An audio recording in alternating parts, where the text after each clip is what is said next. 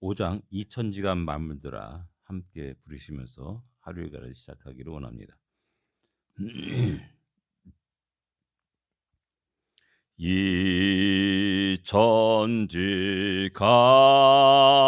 이천지간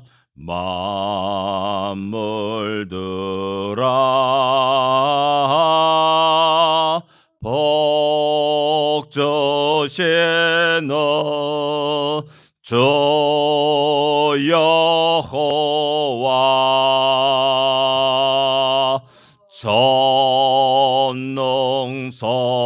전능성부 성자 성령 찬송하고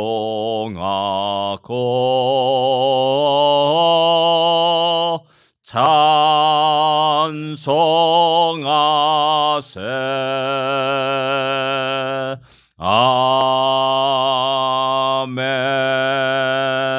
아멘. 우리 하나님께 찬양을 드리며 영광을 돌리며 살아가는 우리의 삶이 되기를 원합니다. 날 대속하신 예수께 321장입니다. 321장입니다. 날 대속하신 예수께 내 생명 모두 드리리. 늘 진실하게 하소서. 내 구주 예수여, 나 구주 위에 살리라. 내 기쁨 한량 없으리. 내 갈 길 인도하소서. 내 구주 예수여, 날 구원하신 예수를 일평생 의지하오니. 날 영접하여 주소서. 내 구주 예수여, 나 구주 위에 살리라. 내 기쁨 한량 없으리. 내 갈 길 인도하소서. 내 구주 예수여, 주 십자가에 달리사 날 자유하게 했으리. 내 몸과 마음을 조회해 다스게 하소서. 나 구주 위에 살리라. 내 기쁨 한량 없으리. 내 갈 길 인도하소서. 내 구주 예수여.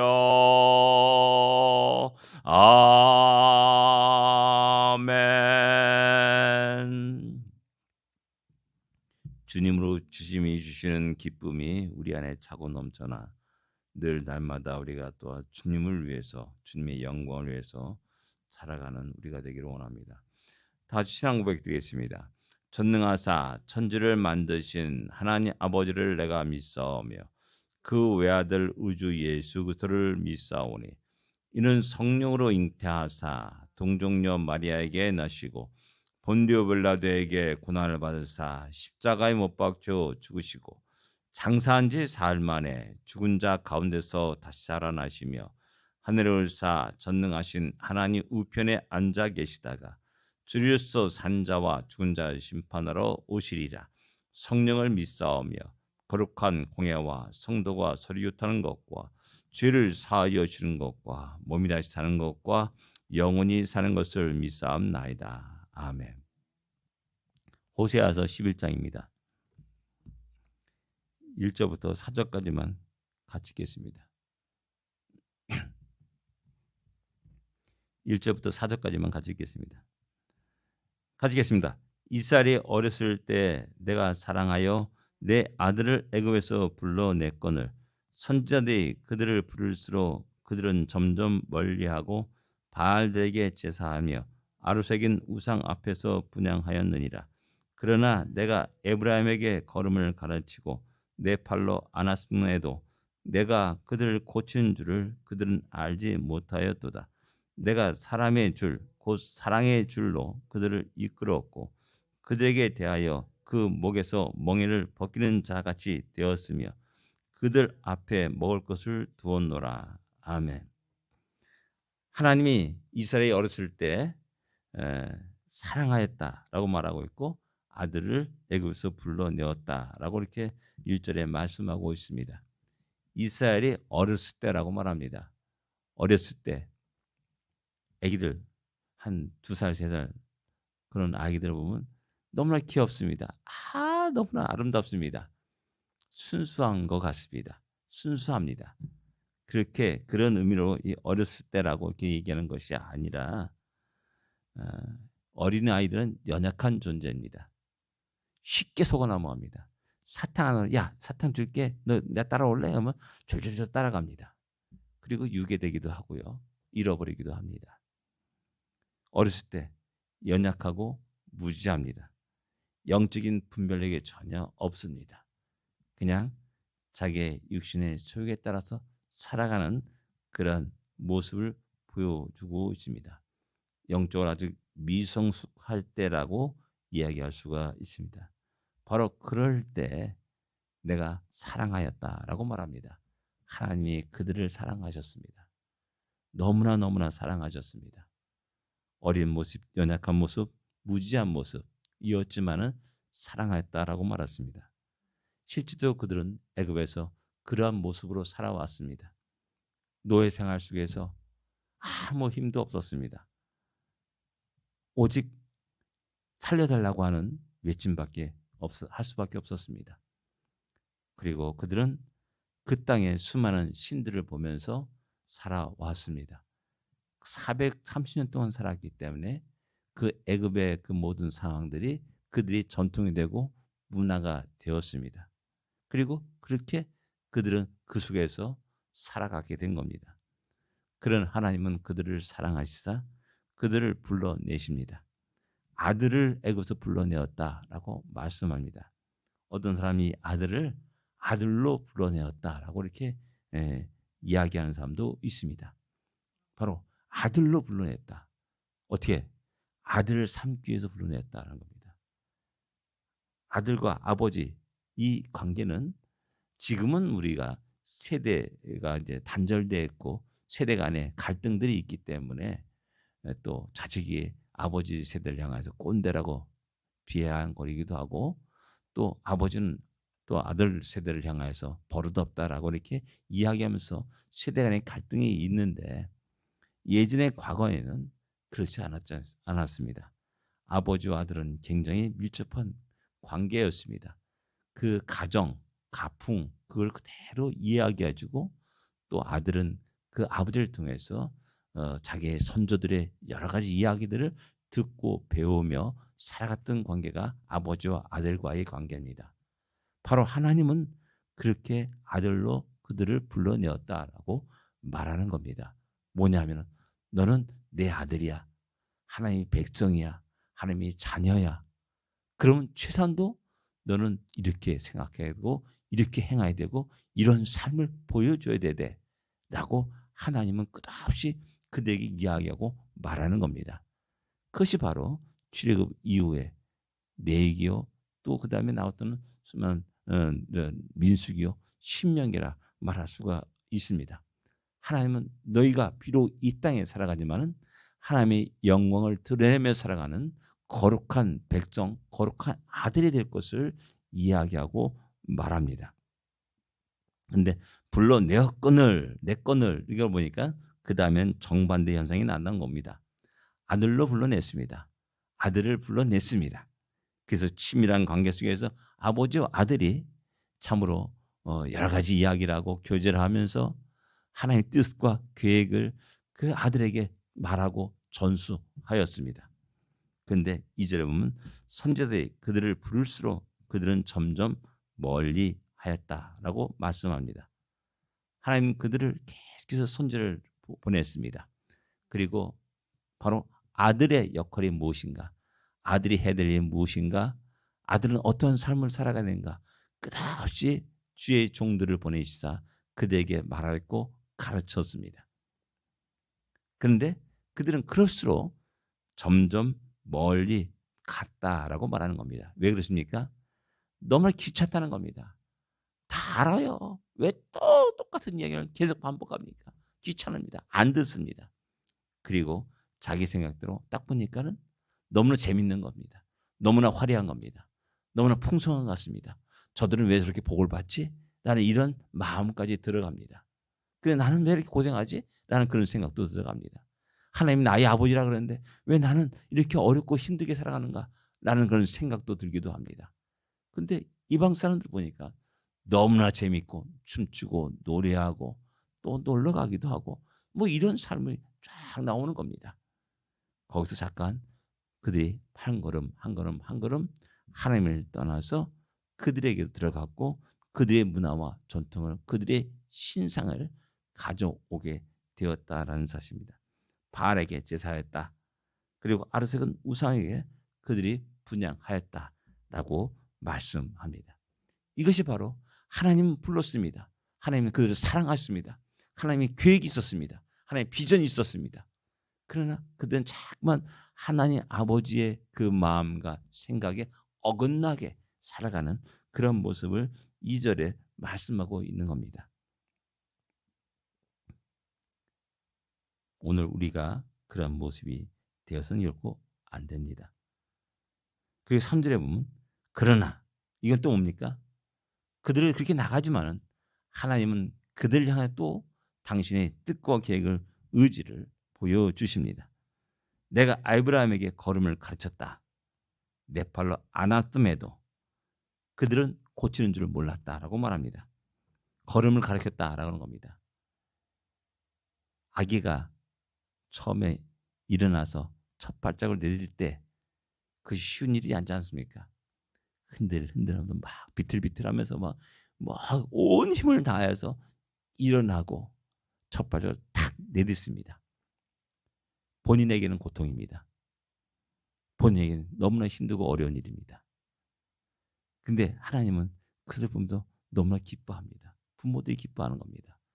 그렇게 한 걸음 손을 잡기도 때로는 손을 잡기도 하고 때로는 놓기도 하고 자기 자신 스스로 한번 옮기게 하도록 하고 그러면서 이렇게 걸음을 가르쳤습니다. 그만큼 그들은 아직 어린 아이에 지나지 않다라는 것을 말씀하는 겁니다. 그래서 하나님은 한 단계 한 단계 그들에게 가르치고 가르치고 가르치고 가르쳤습니다. 그리고 팔로 안으셨습니다. 너무나 힘들 때 기쁘다 기쁨으로 그를 안고 쉬게 하였고 그에게 평안을 주기도 하셨습니다. 그런데 내가 그들을 고치는 줄 알지 못했다. 그들은 고치는 줄 알지 못했기 때문에 불평과 원망을 쏟아붓는 겁니다. 왜 하나님 나를 이렇게 고생시킵니까? 내가 그렇게 어렵게 살게 합니까? 힘들게 하십니까? 라고 불평과 원망을 하고 있는 겁니다. 옆에 보면 너무나 쉽게 살아가는 것 같고 다른 민족을 보게 되면 너무나 아주 즐겁게 살아가는 것 같고 이런 것을 볼 때 왜 하나님 당신은 전능하신 하나님인데 불구하고 당신 나를 사랑한다 하면서 왜 나에게 이런 어려움을 주십니까? 이런 고통을 주십니까? 나는 그런 불평과 원망을 하고 있는 겁니다. 그런 장면이 3절의 모습이라 할 수가 있습니다. 그런데 하나님은 다 계획이 있는 겁니다. 결국 하나님의 그 계획을 알지 못하기 때문에 하나님을 신뢰하지 못하기 때문에 하나님을 의지하지 않습니다. 그리고 자기 힘없는 연약한 모습 그대로 살아가려고 발버둥치는 그런 모습을 보여주고 있고 점점 하나님을 떠나는 그런 모습을 보여주고 있는 겁니다.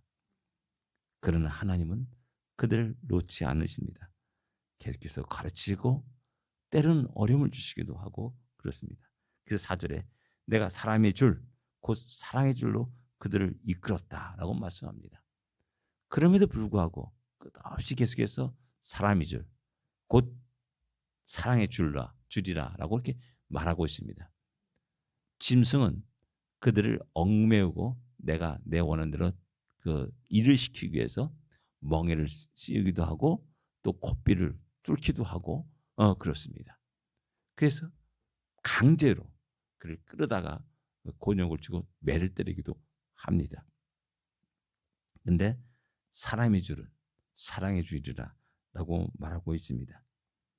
그들을 위해서 사랑을 베푸는 겁니다.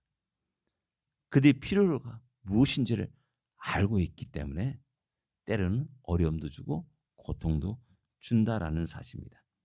바로 그 단계가 넘어야지만이 성숙한 자의 모습으로 강건한 모습으로 우뚝 설 수 있고 제 몫을 잘 감당할 수 있게 되기 때문에 하나님의 아들로서의 자격을 드러낼 수 있기 때문에 하나님 그들을 사랑의 줄로 이끌었다라고 말씀하고 있습니다.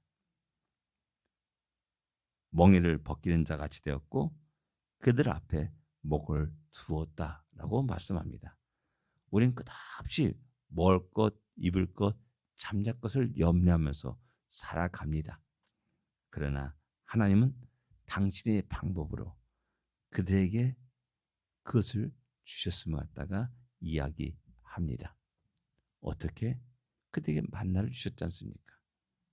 그들이 땅을 일궈가지고 씨를 뿌려가지고 곡식을 거둬가지고 빻아가지고 빵을 먹고 그런 것이 아니었습니다. 날마다 아침에 일어나면 그들은 그 만나를 거두면서 먹었습니다. 그들 앞에 먹을 걸 주었다라고 말씀합니다. 가나안 땅에 들어서 너희가 심지 않은 것, 너희가 짓지 않은 집을 가질 것이고 심지 않은 또 가꾸지 않은 열매를 먹을 것이다라고 말씀하고 있습니다. 하나님은 그들에게 승리케 하셨습니다. 그리고 그들이 가진 모든 것들을 가져서 누리게 하셨다라는 사실을 말씀합니다. 하나님은 끝없이 그들에게 비를 주시고 햇빛을 주시고 적절한 온도, 기온을 주시다 그들에게 풍성한 먹을 것을 제공했음을 볼 수가 있습니다. 비를 자기들이 만들었습니까? 그들이 따스한 햇살을 갖다 자기들이 만들었습니까? 그들이 그것을 위해서 노력한 건 아무것도 없습니다. 하나님이 은혜로 그들에게 주셨다라는 사실입니다. 그래서 그들은 먹을 수 있었습니다. 그리고 자유롭게 대지를 활개치면서 뛰어다닐 수 있었습니다. 그런데 그들은 끝없이 하나님을 떠나서 이방 신을 향해서 달려갔습니다. 왜 그렇습니까? 아직 어리기 때문에 그렇습니다. 철부지기 때문에 그렇습니다. 그런 모습을 보면서 하나님은 안타까워하는 겁니다. 그런 모습을 보면서 아직 멀었구나 라면서 걔를 힘들어하는 겁니다. 아파하는 겁니다. 그래서 계속해서 그들을 또 놓지 않으시고 부르시는 모습을 우리에게 보여주고 있습니다. 우리는 하루하루를 살아갑니다. 얼마나 그 하나님의 마음을 이해하고 또 알면서 살아갑니까? 나를 향한 하나님의 계획을 얼마나 알고 살아갑니까? 오히려 모르기 때문에 하나님에 향한 불평과 원망을 하며 살고 있지 않습니까? 다시 한번 이 하나님이 이스라엘 백성들에게 행하신 일을 한번 돌아보시기 바랍니다. 이것이 바로 변함없이 나를 향한 하나님의 사랑이요, 하나님의 계획이요, 하나님의 행하심이라는 겁니다. 우린 어리석게도 그것을 보지 못하기 때문에 끝없이 하나님 향한 원망을 쏟아붓고 세상을 향하고 있는 것입니다. 다시 한번 오늘의 말씀을 통하여서 우리가 그 하나님이 얼마나 큰 은혜를, 얼마나 큰 사랑을 우리에게 쏟아 부으신지 다시 한번 느끼고 알고 지금의 오늘 현재 어려움과 힘든 모든 것들을 하나님의 뜻과 계획 속에 바라볼 수 있기를 원합니다. 기도하겠습니다. 하나님 아버지 은혜를 감사합니다. 오늘도 새로운 날을 주심을 감사합니다. 주님의 말씀 속에 하루 일과를 시작하게 하심을 감사합니다. 우리 인생에 당한 여러 가지 어려움과 고난과 힘든 일들, 아픔과 고통과 슬픈 모든 것들이 다시 한번 우리를 향한 하나님의 놀라운 계획이요 사랑이라는 사실을 깨닫게 하여 주시옵시고 기쁨으로 감사함으로 함께 영광을 돌리며 살아갈 수 있도록 은혜 내려주시옵소서. 우리 삶 속에 어둠이 사라지게 하시고 우리 삶 속에 우리 입에서 불평과 원망이 사라지게 하시고 도리어 기쁨이 감사가 찬양이 또는 하나님께 영광을 돌리는 그런 우리 모두가 되게 하여 주옵소서. 그래서 우리의 오늘의 삶이 복되게 하여 주옵시고 우리들이 앞으로 우리의 모든 인생이 복되게 하여 주옵소서. 예수님으로 간절히 기도드립니다. 아멘. 하늘에 계신 우리 아버지여 이름이 거룩히 여김을 받으시오며 나라의 마음이시며 뜻이 하늘에서 이루어진 것 같이 땅에서도 이루어지리이다. 오늘날 우리에게 일용할 양식을 주옵시고 우리가 우리에게 전자를 사하여 준 것 같이 우리 죄를 사하여 주옵시고 우리를 시험에 들지 말게 하옵시며 다만 악에서 구하옵소서. 대개 나라와 권세와 영광이 아버지께 영원히 쌓옵나이다. 아멘. 승리하십시오. 복된 하루가 되십시오.